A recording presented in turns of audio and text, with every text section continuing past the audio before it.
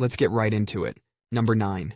Bloodfalls. Sounds like the name of a cheesy horror movie, right? It's actually a bright red waterfall that pours out of the Taylor Glacier in Antarctica. So, let's say you're just chilling in Antarctica, minding your own business, when suddenly, you stumble upon a waterfall. But not just any waterfall. This one's bright red, like someone dumped a ton of cherry Kool-Aid into it. Your first thought might be, oh great, the penguins have started a cult. But there's a scientific explanation behind this red waterfall.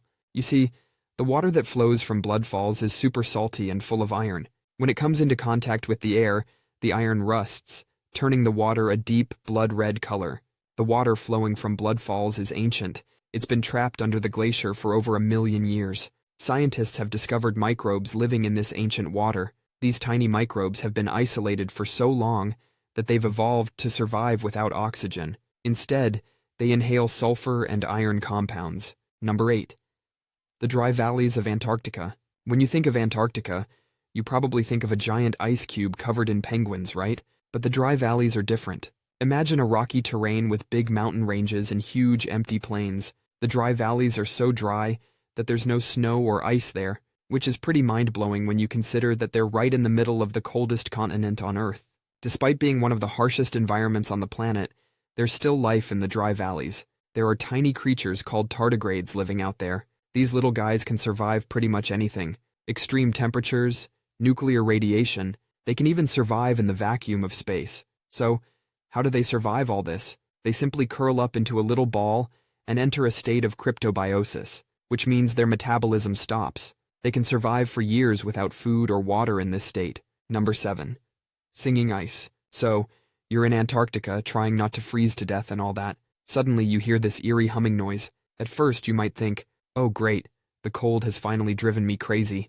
But as you keep walking, the sound gets louder and more intense. That's when you realize it's not just in your head. The ice itself is singing. The ice in Antarctica makes this weird sound because of vibrations under the surface. When the temperature changes, the ice expands and creates these tiny little cracks.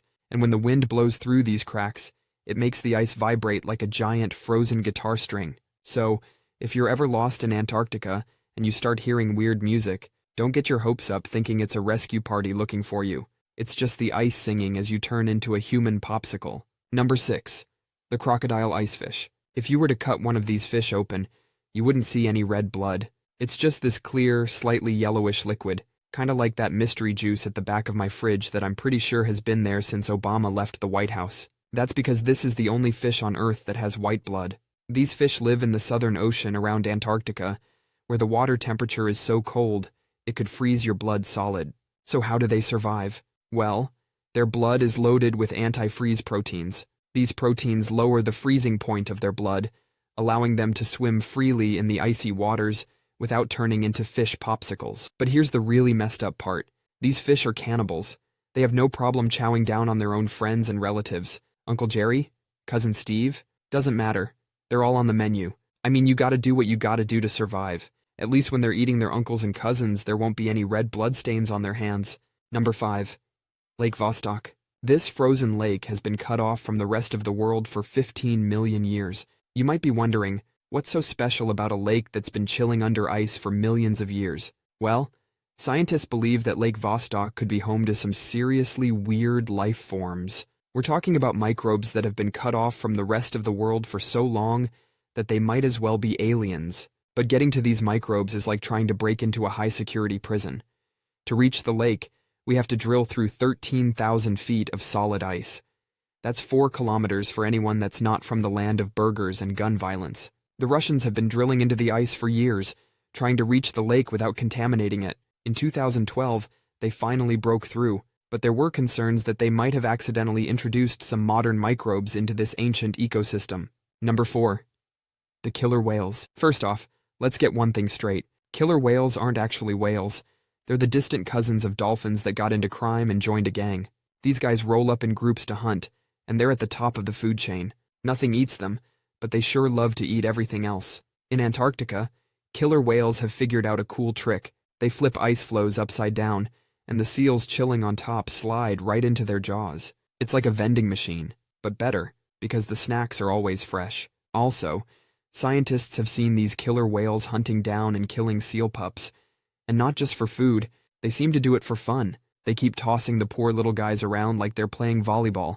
When they get bored of that, they'll rip the seal apart and share the pieces with their buddies. They've also started teaching their young to hunt in the same way. The calves will watch and learn as their parents brutally murder other animals. The next generation of killer whales are learning all the best ways to torture and kill their prey.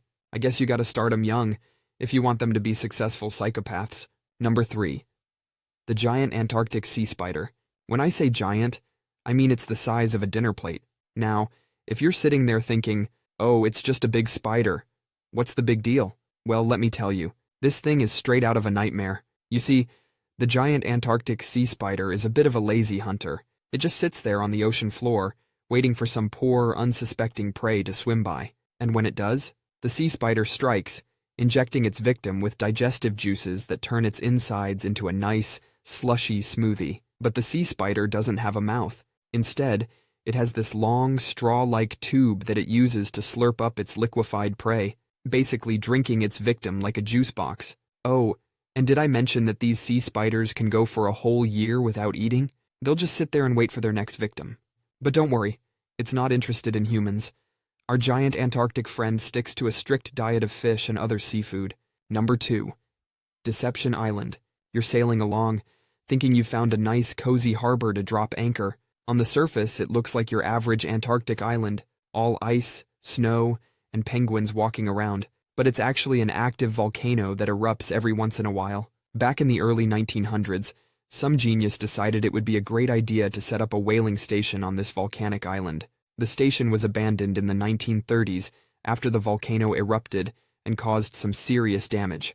But apparently, people didn't learn their lesson because in the 1940s, the British decided to set up a secret naval base there during World War II. After the war ended, they turned it into a research center. Now, the volcano didn't erupt for quite some time, so in the 1960s, the Chileans decided to join the party and set up another research station there, and you'll never guess what happened. Yep, the volcano erupted again, and it destroyed both the British and Chilean research stations. After that, the island was abandoned for a few years, but nowadays, Deception Island has become a popular tourist destination. You can actually swim in the natural hot springs if you don't mind sharing the water with a few thousand penguins. Number 1. The green snow of Antarctica. So, you're wandering around Antarctica and you come across a patch of green snow. Your first thought might be, oh, the penguins must have had a wild St. Patrick's Day party, but there's a scientific explanation behind this strange phenomenon. It's actually caused by a type of algae called Chlamydomonas nivalis.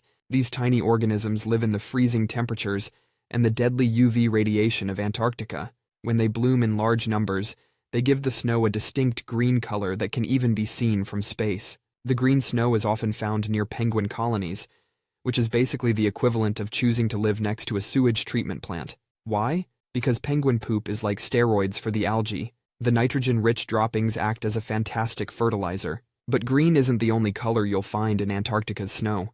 Sometimes the snow turns red, pink, or even orange. The red snow, also known as watermelon snow, is caused by another type of algae called Chlamydomonas chlamydosporum.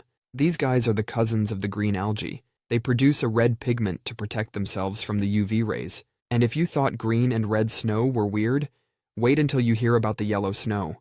No, it's not what you think. It's not from the penguins or the researchers who had too much coffee. The yellow snow is caused by another type of algae called Hydrurus foetidus, and, as if the yellow color wasn't enough, this algae stinks. The smell has been described as a mix of rotten eggs and dirty socks. That's all for today. I'll be making similar videos in the future. Subscribe to see them.